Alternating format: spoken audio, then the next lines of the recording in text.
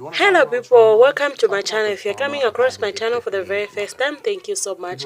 Please consider I'm just subscribing. curious To my returning why the subscribers, original you guys are content creator amazing. of this Thank you so video much for your did not support. use the So word in today's narcissist in his conversation video, is being that about he's the a pick me therapist. moms. Well, for those That's a that red don't know flag to pick me me because mothers, he used the word these pick are me the mothers who when he should have prioritize used the their word men narcissist. or boyfriend before their children. I pick up on So little I things found like the that, video of but this man who let me shared just, the trauma of having pick me continue on moms, with his and point. a lot of people A pick me stitched the mother video. is So a I will narcissistic roll mother. his How do I video know? as well I'm the as the product stitches from of, different people. my mother So was a let me jump narcissist, a into very it. violent, I'll be malignant back soon. Please don't sociopath, if go you away. will. You want to talk about trauma? Talk about the trauma of having a pick-me mother. People don't talk about it a lot, but there's a specific trauma that comes with that. And when I say a pick-me mother, I mean a mom who will seek male validation or the approval of men over the safety of their children. And it happens a lot more than you think. These are women who will quite literally side with a man over their children, who will prioritize the affection and attention of men over their children. And we see pick-me's all the time, but what we don't know is that pick-me's have babies, and those babies walk away traumatized. Why?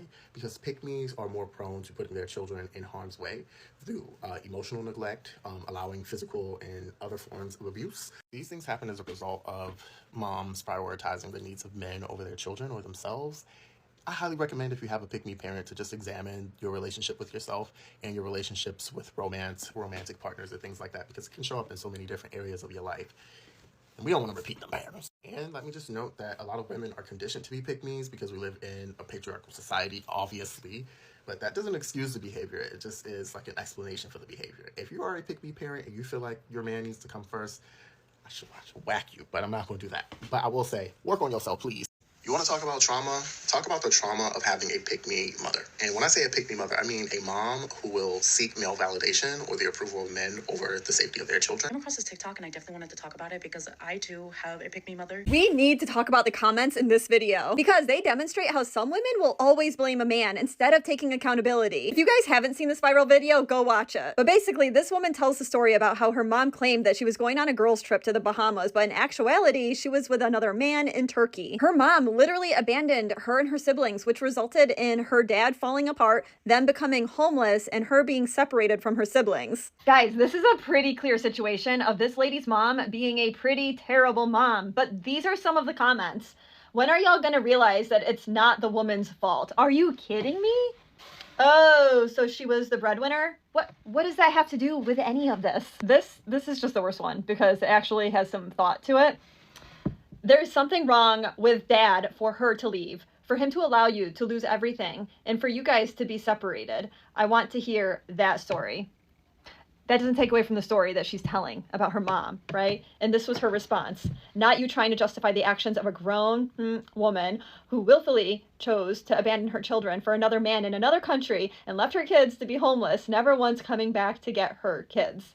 Like, it takes away all accountability from this woman. Are you kidding me? Ladies, you do not need to support or justify another woman's bad behavior because she's a woman. I actually think that we hold the responsibility to speak out more and hold other women accountable. I hope I'm not in the minority here. You want to talk about trauma? Talk about the trauma of having a pick-me mother. So I got one, right? This lady that I know, her child got collated, molested, and beaten so bad that they had to be hospitalized. And the person that did it was this lady's husband at the time. Of course, the child called the police. They made a report. They took it to court. There was supposed to be a trial. At the trial, the child was told that they had to lie on the stand or there would be some dire consequences for said child. So instead of letting your husband go to prison for coalescing and beating your child into a pulp, you made the child lie on the stand and said he didn't do it so that way your husband could stay free and stay married to him for 5 more years. You want to talk about trauma? Talk about the trauma of having a pick-me mother. Boy, oh boy, I didn't realize I had a pick-me mom for a long time because my mom and dad divorced when I was 14 and she started dating a bunch of guys and I didn't realize that she was a pick-me the entire marriage. She was like my dad's fucking servant. She did everything. She got us ready. She did the laundry. She did the dishes. She did all the meals. She did the prep. She did the schoolwork. She did all the appointments. My dad literally went to work and would come home at like 5 or 6 p.m., and everything was taken care of all the time. So I thought, oh, you know, we were raised in the Fundamental Baptist Church, so like that's what you're supposed to do as a housewife. But she took that, you know, to a higher notch when she started dating. She literally met this guy online, married him within 6 months, and told us, if you don't like it, you can bounce. So I was like, bye. I moved in with my dad and went back to California, where we're from. And she got married to this dude. He was a fucking gold digger. My grandparents literally had money, and so she had money. And when I moved back to, you know, live around them and my sisters, he was a psychopath. One day he told me, listen, girl, I'm going to be around here for a long time, so you better be nice to your mom. And I was like, get the fuck out of my face. I went and told her what happened. He's like, she's lying. I never said that. And she believed him. Then one night, I brought my younger sister home late because she decided to fall asleep at a movie theater. When I got home, my stepdad, 2 years, was sitting in a recliner with the light on. And he's like, get upstairs, take your cousin home. Because we were with our cousin. So I walk outside, and he comes flying outside, gets aggressive with me, literally tries to throw me up against the car. And he's my height. I'm 5'9". I'm a big girl. So I literally tossed him like a rag doll into the fucking garage. He fell back and hit it. I'm so mad. I was like, get the fuck off my property. All because my sister fell asleep at the movies. And we lost her and brought her home. She was like fucking 16. I was like 19, 21, something like that. I called my mom and I said, your husband just put his fucking hands on me, dude. And if you literally choose him again over your children, like you're a fucking shitty ass mom. We didn't speak for like a year because she chose him and believed him. He said he never touched me. My cousin was inside the car scared and witnessed the entire thing. This was a pattern. My middle sister had to live with my mom when I left and had so many instances of her just choosing these men over and over and over and over and over. Like putting my sister's safety at risk, like doing these outlandish things, going to meet these men wherever. When my mom has a man, he's like literally the king in the household, and we are just the sorry people, as King Curtis would say.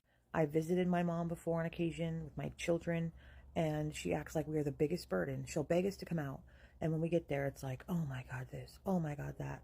She's a clean freak, she's this, she's that. But let me tell you what, she's never complained about a man in her life.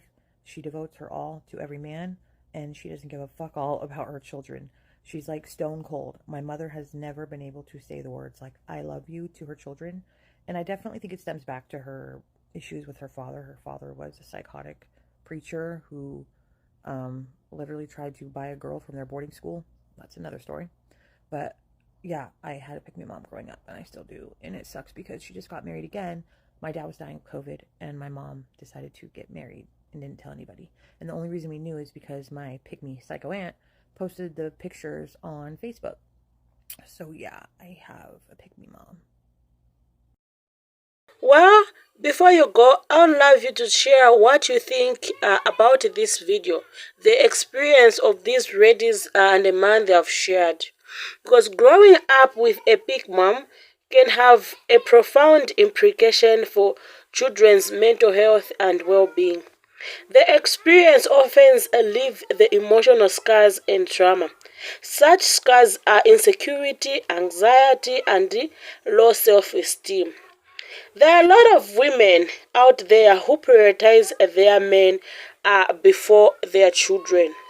Some even their men are wrong, but they consistently choose their men. I would love to hear what you think about this video. Thank you so much for being part of the conversation. See you in the next video and stay safe.